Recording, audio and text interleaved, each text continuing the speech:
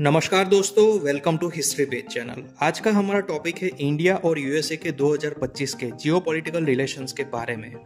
US और India के relation एक टैरिफ वॉर क्राइसिस से गुजर रहे हैं। आज हम इसके कारणों के बारे में चर्चा करेंगे। इंडिया और यूएसए के रिलेशन काफ़ी उतार चढ़ाव वाले रहे हैं। 1947 में आज़ादी के बाद इंडिया का झुकाव सोवियत यूनियन के प्रति था। सन 1990s में सोवियत यूनियन का विघटन होने के बाद यूएसए अकेला सुपर पावर बचा था। अब सन 1999 में इंडिया ने पोखरण में न्यूक्लियर बॉम्ब ब्लास्ट किया था, जिसके बाद यूएसए ने उस समय इंडिया के ऊपर काफ़ी सैंक्शंस लगाए थे। उस समय इंडिया और यूएसए के रिलेशन अपने निम्न स्तर यानी लो लेवल पर चले गए थे।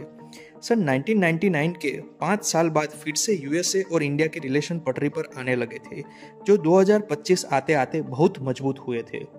यूएस और इंडिया के रिलेशंस साझा रणनीतिक हितों पर आधारित थे, जिसमें मजबूत व्यापार, डिफेंस सहयोग, फार्मास्यूटिकल इंपोर्ट एक्सपोर्ट और आईटी सर्विस के आउटसोर्सिंग भी शामिल है। इंडिया के यूएसए के साथ अच्छे डिफेंस टाइज डेवलप हो रहे थे, इसलिए इंडिया चाइना के क्षेत्रीय प्रभाव और विस्तारवाद को कंट्रोल करने के लिए यूएसए द्वारा निर्मित क्वाड ग्रुप में शामिल हुआ है। क्वाड ग्रुप में इंडिया, यूएसए, ऑस्ट्रेलिया और जापान शामिल है। यह ग्रुप नियमित रूप से मिलिट्री, इंटेल शेयरिंग और अरब सागर और साउथ चाइना सी में मिलिट्री डील करता रहता है। दरअसल इंडिया को यूएसए चाइना के काउंटर बैलेंस पार्टनर के तौर पे देखता है, लेकिन 2025 में इंडिया और यूएसए के इन हेल्दी रिलेशन में गजब मोड़ आता है। दरअसल 2024 के अंत में डोनाल्ड ट्रंप यूएसए के प्रेसिडेंट बनते हैं। प्रेसिडेंट डोनाल्ड ट्रंप के पिछले 2017 से 2021 के टर्म में इंडिया और यूएसए के रिलेशन एक नई ऊंचाई पर गए थे। इसलिए उम्मीद यही लगाई जा रही थी कि इंडिया और यूएसए के रिलेशंस प्रेसिडेंट डोनाल्ड ट्रंप के सेकंड टर्म में भी और बेहतर बनेंगे। इसलिए फरवरी 2025 तक इंडिया और यूएसए के रिलेशन अच्छे थे। अब फरवरी 2025 में इंडिया के प्रधानमंत्री नरेंद्र मोदी यूएसए का दौरा करते हैं।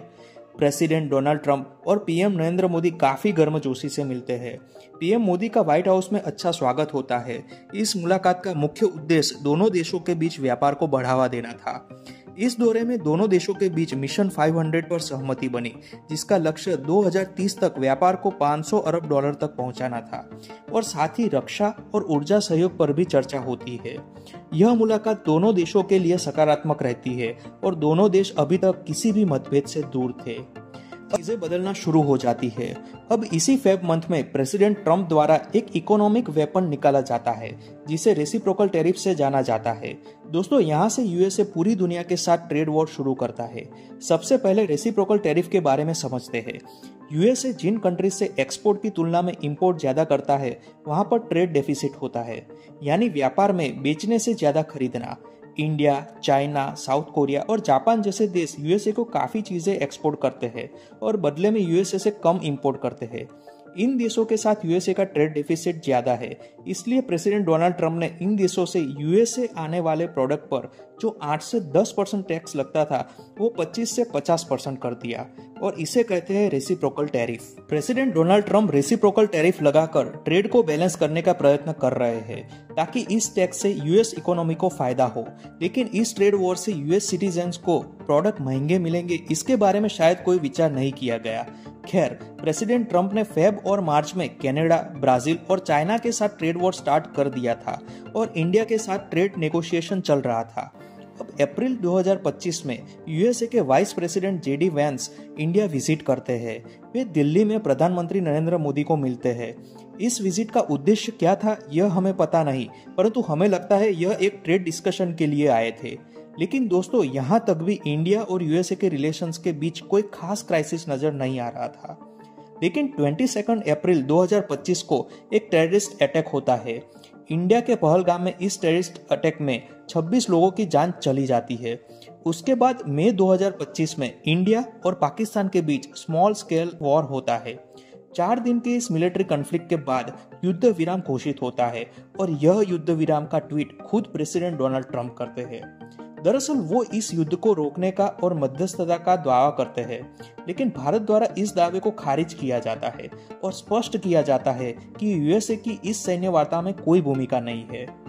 एक्सपर्ट के हिसाब से प्रेसिडेंट ट्रंप को यह स्पष्टता अच्छी नहीं लगी। यह प्रथम इंसिडेंट था जिसने यूएस और इंडिया के बीच थोड़ा फ्रिक्शन शुरू किया। यूएसए द्वारा कुछ और ऑब्जेक्शंस भी उठाए गए, जिससे इंडिया ने मानने से इनकार किया। सोर्सेज के हिसाब से यह इस प्रकार है। प्रथम शर्त, इंडिया रशिया से 40% क्रूड ऑयल इंपोर्ट करता है, जिसे यूएसए कंप्लीटली रोकना चाहता है। यूएसए चाहता है कि इंडिया गल्फ कंट्रीज और यूएस से तेल खरीदे, पर रशिया से नहीं। इसका प्रमुख कारण रशिया को रशिया यूक्रेन वॉर में कमजोर करने का है।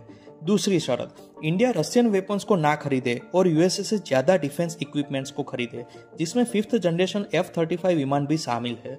तीसरी शर्त, इंडिया अपना डेयरी और एग्रीकल्चर मार्केट यूएसए के लिए ओपन करे। और चौथी शर्त, इंडिया ब्रिक्स ग्रुप में अपनी सदस्यता वापस ले और उस ग्रुप से दूरी बनाए रखे।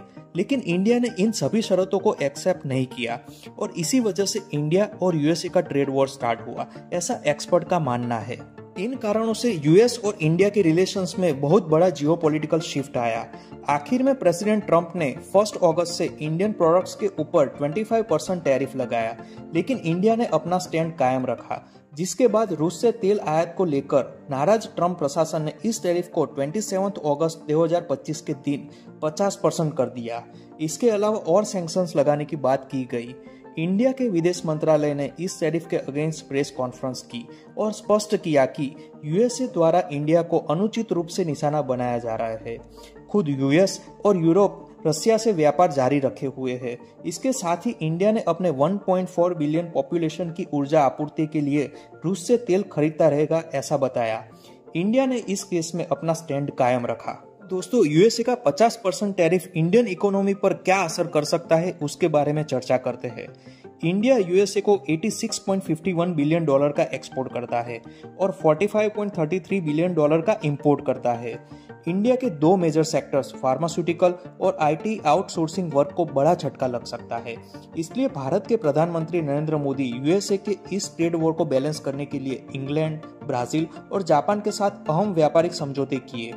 उन्होंने 31 अगस्त और 1 सितंबर में चाइना के शंघाई कॉरपोरेशन ऑर्गेनाइजेशन में हिस्सा लिया। वहां पर चाइना, रशिया और इंडिया ने ट्रेड एग्रीमेंट को लेकर कई प्रस्ताव पर डिस्कशन किए। एससीओ समिट 2025 ने दिखा दिया कि भारत, चीन और रशिया मिलकर एक नया वैश्विक ढांचा तैयार करना चाहते हैं। भारत ने यह स्पष्ट किया कि वो यूएसए के दबाव में नहीं आएगा और मल्टीपोलर पार्टनरशिप को महत्व देगा। यह समिट यूएसए के लिए एक सीधी चुनौती थी। इसलिए अभी सितंबर 2025 में प्रेसिडेंट ट्रंप इस गठन से थोड़ा नरम पड़े हैं। हाल ही में उन्होंने इंडियन पीएम नरेंद्र मोदी को as a good friend appreciate किया है और ट्रेड टॉक्स को फिर से इनिशिएट करने का प्रयत्न किया है, जिसके जवाब में पीएम मोदी ने भी यूएस के साथ अच्छे रिलेशन मेंटेन करने में सकारात्मक सहमति दर्शाई है। लेकिन इसके बाद भी डोनाल्ड ट्रंप के कुछ ऐसे ट्वीट इंडिया और यूएसए के जियोपॉलिटिकल ट्रेड वॉर को दर्शाते हैं। उन्होंने अपने एक ट्वीट में इंडिया को डेड इकोनॉमी कहा था। इसके साथ ट्रंप का पाकिस्तानी मिलिट्री जनरल आसिफ मुनीर और पीएम शहबाज शरीफ के साथ बढ़ता रिलेशन इंडिया को बैकफुट में लाने का प्रेशर टैक्टिक्स के रूप में देखा जाता है। इधर पीएम मोदी ने भी गाजा पीस रिजोल्यूशन मीटिंग और मलेशिया एशियन मीट में पार्टिसिपेशन नहीं किया। ऐसा लगता है कि जब तक यूएसए के साथ ट्रेड डील फाइनलाइज नहीं होती, तब तक पीएम मोदी प्रेसिडेंट ट्रंप से दूरी बनाए रखना चाहते हैं। इंडिया एक ग्रोइंग इकोनॉमी है, लेकिन वो यूएसए के डोमिनेंस को इग्नोर नहीं कर सकता। आप यह कह सकते हो कि इंडिया के लिए यह एक टफ टाइम है। इंडिया और यूएसए के रिलेशन आगे के दशकों में कैसे रहेंगे, ये कहना मुश्किल है। इसके ऊपर आपकी राय हमें कमेंट बॉक्स में जरूर दें। दोस्तों, जियोपॉलिटिक्स की दुनिया में कोई कंट्री आपका परमानेंट दोस्त या दुश्मन नहीं होता, होते हैं कंट्री के खुद के हित, बेनिफिट्स। तो दोस्तों, यह थी यूएस इंडिया के बीच ट्रेड वॉर क्राइसिस, जो पिछले 2 दशकों में हुई सबसे बड़ी जियोपॉलिटिकल इवेंट है। इस वीडियो को पूरा देखने के लिए धन्यवाद। ऐसे ही वीडियोस को देखने के लिए हमारे चैनल को सब्सक्राइब जरूर करें। बहुत बहुत धन्यवाद।